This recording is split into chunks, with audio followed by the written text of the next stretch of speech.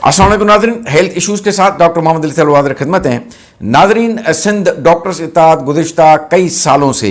Health department में होने वाली करप्शन के खिलाफ मुसलसल आवाज़ उठा रहा है और यही वजह है कि सिंध डॉक्टर्स इत्तेहाद महकमे सेहत की इंतज़ामिया और आला अफसरान के लिए नापसंदीदा एक ऑर्गेनाइजेशन है और इसलिए आज तक जितने भी मुज़ाकराती कमेटियां बनी हैं उसमें सिंध डॉक्टर इत्तेहाद को शामिल नहीं किया जाता, क्योंकि हम सच बोलते हैं, क्योंकि हम उनसे सवाल पूछते हैं, क्योंकि हम उनसे उनकी कारकर्दगी पूछते हैं। इसलिए सिंध डॉक्टर्स इत्तेहाद को दीवार से लगाने की कोशिश की जाती है, लेकिन सिंध डॉक्टर्स इत्तेहाद उतनी ही कुव्वत से फिर आगे बढ़ जाता है। जैसे कि मेरे गुज़िश्ता प्रोग्राम में हमने आपको बताया था कि सिंध के अस्पतालों की हालत बिल्कुल अबतर हो चुकी है और वहाँ पर दवाइयाँ तो दूर की बात है, जो एमरजेंसीज़ हैं, जो वहाँ पर लाइफ सेविंग ड्रग्स हैं, जो एक आप समझें कि डिस्पोजेबल सिरिंज और इस किस्म की जो बिल्कुल ज़रूरी अशिया हैं वो तक अवेलेबल नहीं है। महकमे सेहत में काम करने वाला अमला भी बहुत सारी तकालीफ का सामना है उनको, और उसके बावजूद उनको जो गवर्नमेंट की तरफ से कोई सहूलियात मुहैया नहीं की जाती, ना मरीज़ों की जाती हैं।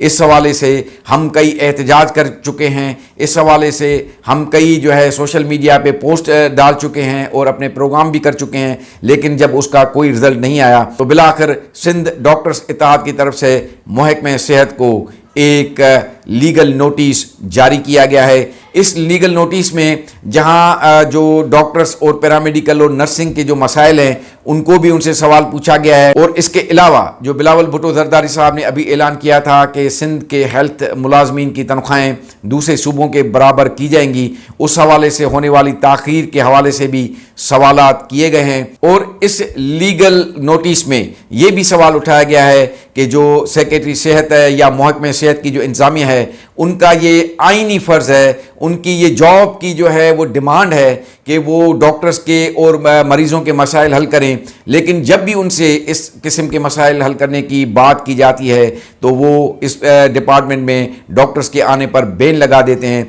तो इसका मतलब ये है कि वो ना तो अपनी जॉब से सिंसियर हैं, ना वो डॉक्टर्स के और मरीज़ों के मसाइल करने में सिंसियर हैं, वो सिर्फ मुफ्त की तनख्वाह और मुफ्त का पैसा लेने में सिंसियर हैं। नाज़रीन, इस हवाले से मैं आपको ये भी बताना चाहूँ कि सिंध डॉक्टर्स इत्तेहाद का या कोई महकमे सेहत का ज़ाती कोई भी झगड़ा नहीं है। हम ये सिर्फ जो कार्रवाइयाँ कर रहे हैं उसका मकसद है कि मरीज़ों को तकालीफ है उनका अजाला किया जाए, जो हमारे हेल्थ वर्कर्स हैं उनके मसाइल को हल किया जाए। और सिंध डॉक्टर इत्तेहाद मुसलसल अपने जो इस जदोजहद में उसने अपने कभी कोई ताल्लुकात इंतज़ामिया से नहीं बनाए, बल्कि मैं आपको ये आगाही देता रहूं कि हमारे इस रवैये की वजह से हमें हमेशा हम इंतज़ामिया की नज़र में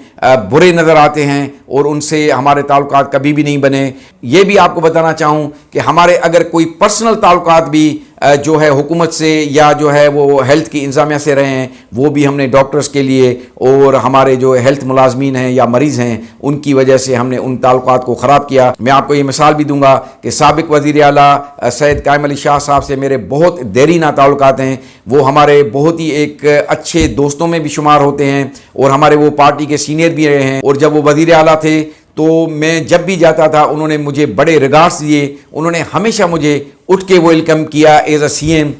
कुछ डॉक्टर्स के मसाइल पे हमने उनसे टाइम दिया जो कि एक बार, दो बार, तीन बार कैंसिल हो गया, और उसके बाद जो डेलीगेशन हमें मंजूर किया गया था उसमें हमारे एक डॉक्टर साहब थे जो थर से ताल्लुक़ था, डॉक्टर ठाकुर दास, वो उस डेलीगेशन में आ रहे थे तो बीच रास्ते में उनका एक्सीडेंट हो गया और उनकी फौतगी हो गई। ये एक बहुत बड़ा सदमा था मेरे लिए भी और मेरे दोस्तों के लिए भी। तो उसके बाद जब वो डेलीगेशन भी नहीं मिला चीफ मिनिस्टर साहब से, तो मैंने अपने वो ताल्लुकात ख़त्म कर दिए और मैंने वज़ीर आला जो सैयद कायम अली शाह साहब हैं उनके ख़िलाफ़ मैंने अदालत से रुजू किया और उसमें मैंने ये मौक़िफ़ अख्तियार किया कि वज़ीर आला सैयद कायम अली शाह साहब की उम्र जो है वो बहुत ज़्यादा है, उनको कुछ याद नहीं रहता और इतना बड़ा जो पोर्टफोलियो 12 पोर्टफोलियो उनके पास थे ये उनको चलाने की अहलियत नहीं रखते, इसलिए उनसे ये ओहदा वापस लिया जाए। तो मेरे जो ज़ाती ताल्लुकात थे मैंने उसको नहीं देखा, मैंने डॉक्टर्स कम्युनिटी के लिए अपने ताल्लुकात ख़राब किए।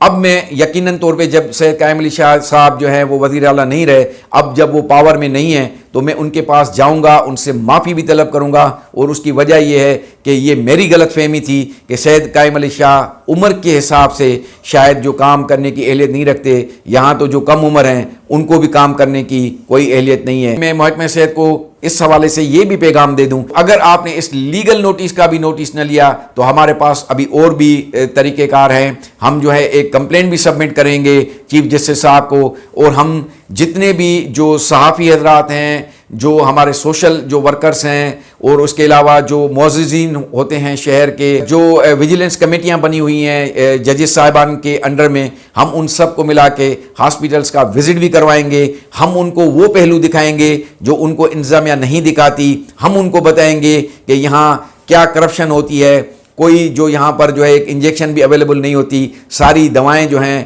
وہ مریضوں سے کہہ بلوائی جاتی ہیں. ڈائگنوسٹک جو لیبارٹریز ہیں ان کی کیا کوالٹی ہے, جو ڈائگنوسٹک ٹولز اور یوز ہوتے ہیں, جو مشینیں ہیں ان کی مینٹیننس نہیں ہوتی. یہ ساری داستانیں ہم ان کو بتائیں گے. اس لیے محکمہ صحت سے یہ گزارش ہے کہ آپ اس طریقے سے محکمے کو بدنام نہ کریں, ہمیں مجبور نہ کریں کہ ہم جو ہے دوسرے لوگوں کو اپنے محکمے میں انوالو کریں. اور ہم آپ سے یہ گزارش کرتے ہیں کہ یہ ہمارا آئینی حق ہے, یہ بینگ ملازمین ہمارا رائٹ ہے کہ آپ ہم سے ملیں, ہماری بات سنیں, ان مسئلوں پہ غور کریں اور ان کو حل کریں. اگر آپ نہیں کریں گے تو ہم چپ کر کے بیٹھنے والوں میں سے نہیں ہیں. ہم آپ کو یہ بھی گزارش کریں کہ بلاول بھٹو زرداری صاحب نے جو وعدہ کیا ہے, اگر اس میں تاخیر ہوتی ہے تو یہ پولیٹیکلی بڑا ایک مسئلہ بھی جو ہے وہ پیدا ہو جائے گا. کیونکہ اگر پاکستان پیپلز پارٹی کا چیئرمین اس کے کہنے پہ, اس کے احکامات پہ اتنی تاخیر ہوتی ہے, اس کے وعدے وفا نہیں ہوتے, اسی کی گورنمنٹ جو ہے اس کو پورا کرنے میں